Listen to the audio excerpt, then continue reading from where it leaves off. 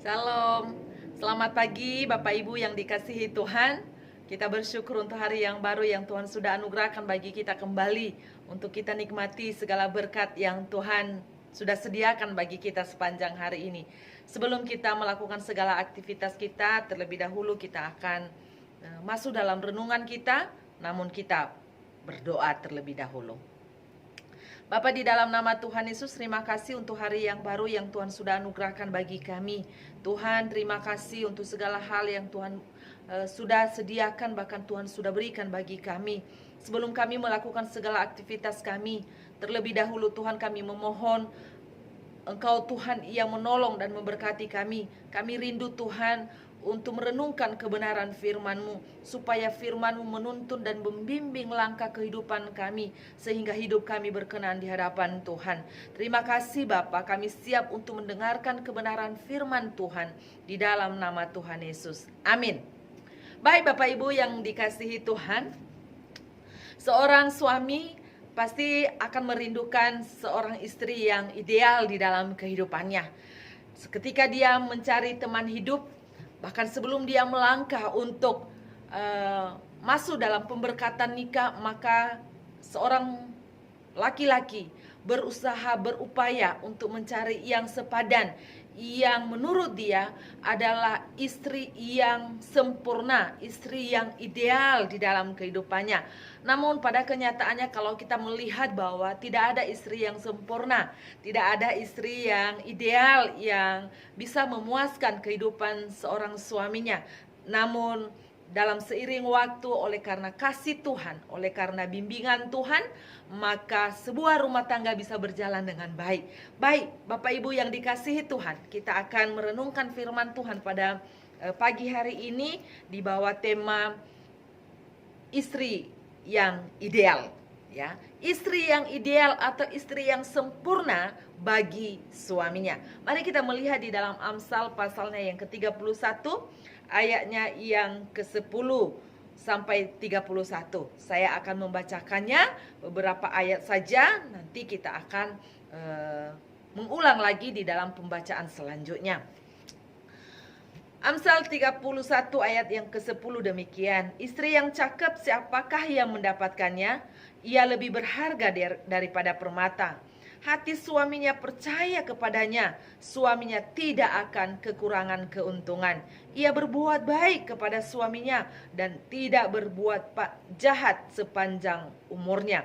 Ia mencari bulu domba dan rami dan senang bekerja dengan tangannya. Ia serupa kapal-kapal saudagar, dari jauh ia mendatangkan makanannya. Ayatnya yang ke-27 sampai 31 demikian. Ia membuka mulutnya dengan hikmat, pengajaran yang lemah lembut ada di lidahnya. Ia mengawasi segala perbuatan rumah tangganya, makanan kemalasan tidak dimakannya. Anak-anaknya bangun dan menyebutnya berbahagia, pula suaminya memuji dia. Banyak wanita telah berbuat baik, tetapi kau melebihi mereka semua. Kemolekan adalah bohong dan kecantikan adalah sia-sia, tetapi istri yang takut akan Tuhan dipuji-puji. Berilah kepadanya bagian dari hasil tangannya, biarlah perbuatannya memuji dia di pintu-pintu gerbangnya. Nah, Bapak Ibu Saudaraku yang kekasih dalam Tuhan, saya percaya bahwa ketika kita memilih teman hidup, maka yang ada di dalam pikiran kita bahwa pilihan kita adalah jatuh pada yang sempurna, jatuh kepada yang ideal menurut pemandangan kita. Namun kalau kita melihat dalam Amsal, surat Salomo ini, bagaimana mencari istri yang ideal, yang sempurna, yang menurut dia itu sudah mantap dan Tuhan menghendakinya, kita akan belajar beberapa hal. Istri yang bagaimana yang diharapkan oleh seorang suami atau seorang laki-laki yang akan menikah, sehingga istrinya menjadi istri yang ideal menurut pemandangannya, tentu akan menjadi ideal bagi sesamanya, ya, bahkan Tuhan akan dipermuliakan di dalam hidupnya. Nah, Bapak Ibu Saudaraku yang kekasih dalam Tuhan, hal yang pertama, istri yang ideal yang dikehendaki Tuhan tentunya, yaitu hati suaminya percaya kepada dia. Hal yang pertama yaitu hati suaminya percaya kepada dia. Bapak ibu saudaraku yang kasih dalam Tuhan, ayat yang ke-11 tadi dikatakan hati suaminya percaya kepadanya. Suaminya tidak akan kekurangan keuntungan. Artinya bahwa menurut suaminya, orang yang paling dia percayai, orang yang paling dia yakinkan bahwa itu akan menjadi pendamping hidupnya, akan menjadi istrinya, itu adalah yang seseorang yang dia percayai.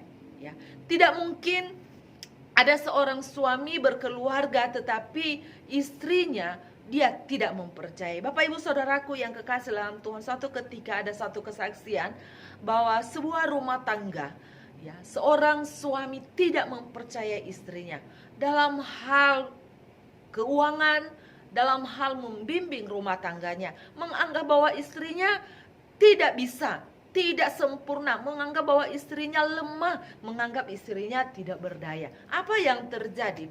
Istrinya menjadi stres, depresi. Istrinya akhirnya merasa bahwa dia adalah seorang yang tidak berharga, seorang yang tidak bernilai.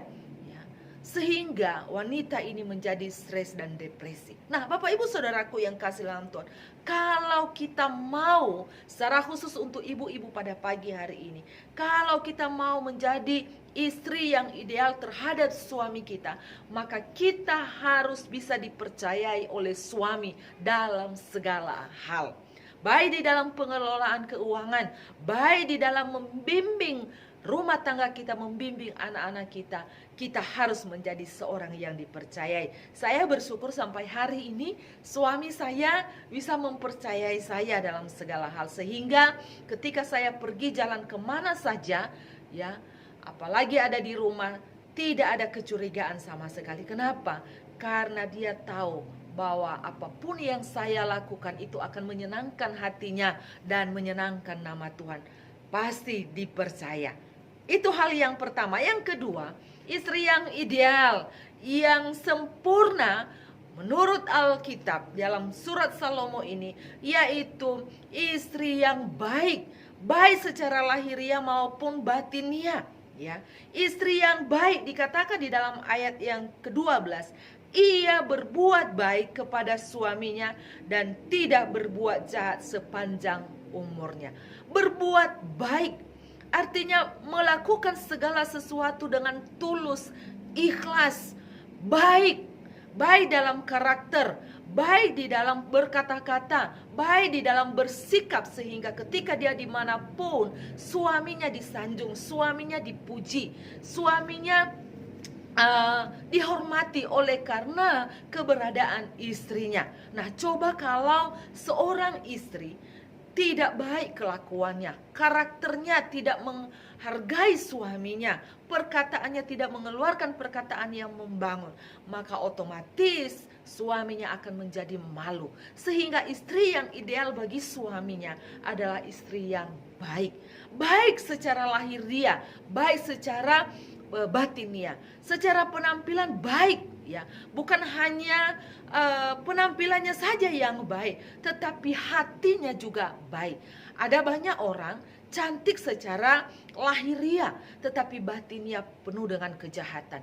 Tetapi alangkah baiknya yang diinginkan oleh Tuhan, bahkan para suami yang diinginkan bagi istrinya adalah baik secara lahiriah dan batiniah, ya. Baik, ya, bukan hanya penampilannya yang baik, ya, bukan hanya kata-katanya yang baik, padahal kelakuannya di dalam rumah tidak menghormati suaminya, ini tidak baik namanya. Baik yang dimaksud di sini adalah dalam segala lakunya dia harus menunjukkan sikap yang baik, karakter yang baik. Ada suaminya berbuat baik, tidak ada suaminya pun tetap berbuat baik. Kenapa? Karena tujuannya hanya menyenangkan hati Tuhan dan menyenangkan hati suaminya. Dan yang berikutnya adalah istri yang rajin. Ya, Bapak Ibu Saudaraku yang kekasih dalam Tuhan, Istri yang rajin, tentu dalam sebuah rumah tangga harus rajin dalam segala hal. Rajin di dalam menghidangkan makanan untuk suaminya. Rajin dalam mempersiapkan segala sesuatu yang dibutuhkan oleh suaminya. Saya termasuk orang yang awal-awalnya susah untuk bangun pagi, Bapak Ibu. Ketika pertama kali menikah, ya karena masih gadis, ya maka seenaknya saja bangun, mau jam 6 mau jam 7 itu terserah saya. Tapi ketika berkeluarga, maka hati seorang istri ada di dalam diri saya, sehingga dibangunkan atau tidak dibangunkan itu udah pasti itu jam 5 paling terlambat itu sudah bangun, ya. Rajin, ya. Rajin dalam segala sesuatu. Tujuannya apa? Supaya apa yang kita kerjakan itu bisa dinikmati oleh suami kita dan seisi rumah tangga kita. Di dalam ayatnya yang ke-13 dikatakan, ia mencari bulu domba dan rami dan senang bekerja dengan tangannya. Ia serupa kapal-kapal saudagar, dari jauh ia mendatangkan makanannya. Artinya bahwa ini istri berusaha melakukan pekerjaan, ya, untuk mendatangkan atau untuk menyenangkan hati suaminya. Lalu yang berikutnya adalah istri yang kreatif, ya. Istri harus kreatif dalam rumah tangga. Awal-awal saya adalah seorang yang sudah bekerja ketika menikah dengan suami, ya. Tapi ketika melahirkan, maka pekerjaan pelayanan sudah ditiadakan lagi. Tapi setelah anak saya sudah mulai besar, maka saya berusaha lagi untuk bekerja. Kenapa? Karena istri harus kreatif di dalam membangun sebuah rumah tangga. Kreatif di dalam mengelola keuangan. Kreatif di dalam membimbing, mengarahkan seorang anak supaya menjadi anak yang takut akan Tuhan. Ini adalah dibutuhkan istri yang kreatif, ya. Maka kita sebagai ibu-ibu rumah tangga harus menjadi ibu yang kreatif, kreatif di dalam menghidangkan makanan untuk suami, ya. Suatu ketika saya tidak bisa memasak, Bapak Ibu, ya. Tapi saya berusaha memasak. Lalu masakan saya karena baru-baru tidak enak. Ya namanya juga suami pasti baginya ya enak-enak saja. Tapi suatu ketika terlontar dalam perkataannya bahwa loh kok ini aja menunya. Itu artinya mengoreksi saya bahwa istri harus kreatif, ya. Dalam hal memasak, dalam hal menyenangkan hati suami harus kreatif. Lalu yang berikutnya, Bapak Ibu yang dikasihi Tuhan, yaitu istri yang peduli, istri yang punya kasih, istri yang memiliki kepedulian kepada orang lain. Di dalam ayat yang ke-20 dikatakan, ia memberikan tangannya kepada yang tertindas, mengulurkan tangannya kepada yang miskin. Seorang istri harus memiliki hati yang peduli dengan sesamanya, dengan suami dan dengan anak-anaknya, bahkan terhadap seisi rumah tangganya. Hati yang penuh kasih. Tanpa kasih, istri tidak mungkin menjadi istri yang ideal bagi suaminya. Istri yang tanpa kepedulian tidak mungkin menjadi istri yang sempurna, yang menyenangkan hati suaminya. Kenapa? Karena melakukan segala sesuatu penuh dengan keterpaksaan, penuh dengan sungut-sungut. Tapi yang dibutuhkan di sini istri yang ideal adalah istri yang punya hati mengasihi seisi rumah tangganya. Istri yang lemah lembut, istri yang peduli satu dengan yang lain. Ini harus ada di dalam diri kita sebagai seorang istri. Lalu yang berikutnya adalah istri yang lemah lembut. Seperti yang saya sampaikan tadi di ayat ke-28. Dikatakan di dalam ayat ke-26. Ia membuka mulutnya dengan hikmat. Pengajaran yang lemah lembut ada di lidahnya. Nah, Bapak Ibu Saudaraku yang kekasih dalam Tuhan, kelemah lembutan itu harus menjadi bagian kita sebagai seorang istri. Ya, kalau daerah saya adalah daerah Nias, maka sudah biasa suaranya besar-besar, ya. Tapi ketika kita berumah tangga, maka suara yang volumenya tadinya tinggi, maka sekarang sudah mulai di rem, ya. Harus ada kelemah lembutan. Setiap kata-kata yang keluar dari mulut kita harus penuh dengan kelemah lembutan, penuh dengan keramahan, sehingga setiap kata-kata yang keluar dari mulut kita itu memberikan kekuatan bagi orang yang mendengarnya, apalagi suami kita, memberikan semangat kepada suami dan kepada anak-anak, bahkan kepada orang-orang yang ada di sekitar kita. Jangan sampai hanya karena suara kita yang begitu besar, akhirnya orang tidak senang mendengarkan kita, orang tidak senang mendengarkan apa yang kita sampaikan. Tetapi yang dibutuhkan seorang istri yang ideal adalah istri yang penuh dengan kelemah lembutan. Ketika dia berbicara, menyampaikan sesuatu, penuh dengan bijaksana, walaupun sebenarnya hatinya penuh dengan amarah, penuh dengan emosi, tetapi dia bisa mengendalikannya oleh karena dia adalah seorang istri yang lemah lembut, oleh karena hatinya telah dikuasai oleh Yesus Kristus, sehingga kasih Kristus itulah yang bekerja di dalam hatinya. Lalu yang berikutnya, Bapak Ibu Saudaraku yang kekasih dalam Tuhan, yang paling terpenting di antara semuanya adalah istri yang ideal adalah istri yang takut akan Tuhan. Istri yang takut akan Tuhan itu artinya bahwa istri yang menjauh dari kejahatan, istri yang tidak hidup di dalam kejahatan, istri yang memuliakan Tuhan di dalam hidupnya, istri yang menyenangkan hati Tuhan di dalam seluruh aspek kehidupannya, sehingga dimanapun dia berada Tuhan dipermuliakan. Ada suami, tidak ada suami, bisa dipercaya karena dia menjadi orang yang takut akan Tuhan, menghormati Tuhan di dalam hidupnya, dia menghargai Tuhan di dalam hidupnya, sehingga ketika dia bertindak, dia memikirkan terlebih dahulu apakah itu menyenangkan hati Tuhan, memuliakan Tuhan, apakah itu membawa suatu penghormatan kepada suaminya. Oleh karena itu, yakinkan kita sebagai istri-istri adalah istri yang ideal, yang takut akan Tuhan. Kenapa Bapak Ibu yang dikasihi Tuhan? Orang-orang yang takut akan Tuhan akan memiliki umur panjang. Orang-orang yang takut akan Tuhan akan menjadi berkat bagi banyak orang. Orang-orang yang takut akan Tuhan akan menjadi memiliki umur panjang. Orang-orang yang takut akan Tuhan akan melihat anak-anak daripada anak-anaknya akhirnya umur panjang. Bapak Ibu Saudaraku yang kekasih di dalam Tuhan, sekali lagi hiduplah di dalam takut akan Tuhan, sehingga ketika ada suami, ya, ketika tidak ada suami, tetap kita menghormati Tuhan di dalam hidup kita, tetap takut akan Dia. Ya, ada yang berkata bahwa takut akan Tuhan itu ya ketika ada orang tidak berbuat jahat, tetapi ketika ada orang ya berbuat baik, ya. Ketika nggak ada orang maka seenaknya saja tidak melakukan. Bukan demikian.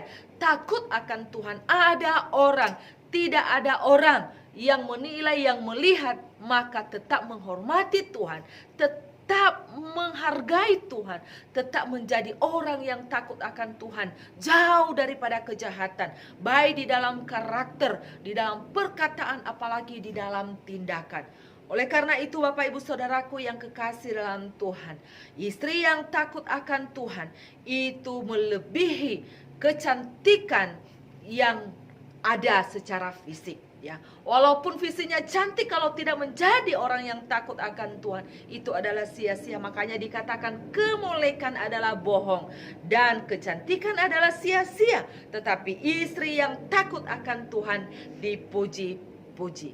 Menjadi orang yang takut akan Tuhan, maka ya Tuhan yang akan dipermuliakan, suami kita akan dipuji-puji, bahkan juga kita akan menjadi berkat bagi banyak orang lain. Untuk apa kita memiliki kecantikan secara fisik padahal hatinya jauh, ya, hatinya jahat? Ini tidak baik. Ya, ada banyak orang yang saya lihat, ya, wajahnya cantik, ya, wajahnya begitu cantik, mulus, ya, tapi melihat perlakuannya, melihat karakternya, sikap hidupnya jauh dari apa yang dilihat secara fisiknya. Ya, kenapa? Karena kata-katanya penuh dengan kebusukan, kata-katanya tidak membangun, kata-katanya penuh dengan fitnah, kata-katanya tidak menjadi berkat bagi banyak orang. Apalagi kelakuannya tidak sesuai dengan apa yang disampaikan atau tidak sesuai dengan kecantikan fisik yang kita lihat. Nah, ini adalah menjadi batu sandungan, Bapak Ibu Saudaraku yang kekasih dalam Tuhan. Kalau kita cantik secara jasmani dan hati kita juga cantik, inilah yang menyenangkan hati Tuhan. Inilah yang memuliakan Tuhan. Ya, saya berkata walaupun saya ini cantik apa adanya, tapi saya berusaha supaya hati saya menjadi cantik, menjadi berkat bagi banyak orang lain. Ya, untuk apa kita cantik secara fisik Bapak Ibu, tapi hati kita busuk, menjatuhkan sesama kita, menjatuhkan saudara kita, tidak membangun satu dengan yang lain, tidak menjadi berkat, bahkan nama Tuhan dipermalukan. Itu adalah sia-sia. Firman Tuhan katakan, kemolekan adalah bohong dan kecantikan adalah sia-sia. Tetapi istri yang takut akan Tuhan dipuji-puji. Biarlah kita menjadi istri yang takut akan Tuhan, yang mempermuliakan Tuhan dalam hidup kita, sehingga di hadapan suami kita, kitalah istri yang sempurna, kitalah istri yang ideal, sehingga tidak ada lagi mata atau hati untuk mencari yang lain, karena yang ada di depannya adalah istri yang takut akan Tuhan. Amin. Kita berdoa. Kami bersyukur untuk kebenaran firman-Mu yang boleh mengingatkan lagi kami akan tanggung jawab kami sebagai istri, yaitu kami harus menjadi istri yang ideal sesuai dengan apa yang Tuhan inginkan dalam kehidupan kami. Tuhan tolong kami supaya kami menjadi istri yang dipercayai oleh suami, istri yang baik secara lahiriah dan batinia, istri yang rajin, istri yang kreatif, bahkan istri yang peduli, yang ada kasih satu dengan yang lain. Bukan hanya sekedar kata-kata, tetapi hidup kami, hidup yang penuh kasih yang disertai dengan tindakan, hidup yang penuh kelemah lembutan, hidup yang takut akan Tuhan, bahkan lebih-lebih hidup yang memiliki pengharapan di dalam Yesus Kristus. Istri yang optimis, istri yang berharap akan kasih Tuhan yang terus memberkati rumah tangga kami. Terima kasih Tuhan, berkati para istri, Engkau berkati dan mampukan mereka untuk melakukan tanggung jawab mereka sebagai istri yang ideal, yang Tuhan harapkan bagi kami sebagai istri-istri. Tuhan Yesus, pada saat ini kami berdoa juga untuk bangsa dan negara kami. Biarlah bangsa ini diberkati oleh Tuhan, pemerintahan kami diberkati oleh Tuhan, bahkan juga para keamanan kami diberkati oleh Tuhan, gereja-gereja Tuhan diberkati oleh Tuhan, bahkan seluruh masyarakat Indonesia diberkati oleh Tuhan. Kami mengakhiri dan kami melangkah bersama dengan Engkau sepanjang hari ini dengan keyakinan Allah menyertai kami, Allah memberkati dan memimpin kehidupan kami. Di dalam nama Yesus kami bersyukur dan berdoa. Bapak Ibu yang dikasihi Tuhan, terimalah berkat damai sejahtera yang daripada Tuhan. Kiranya berkat damai sejahtera yang daripada Allah, kasih sayang di dalam Yesus Kristus, penyertaan di dalam pimpinan kuasa Roh Kudus menyertai engkau sekarang sampai selama-lamanya. Amin. Tuhan Yesus memberkati. Salam.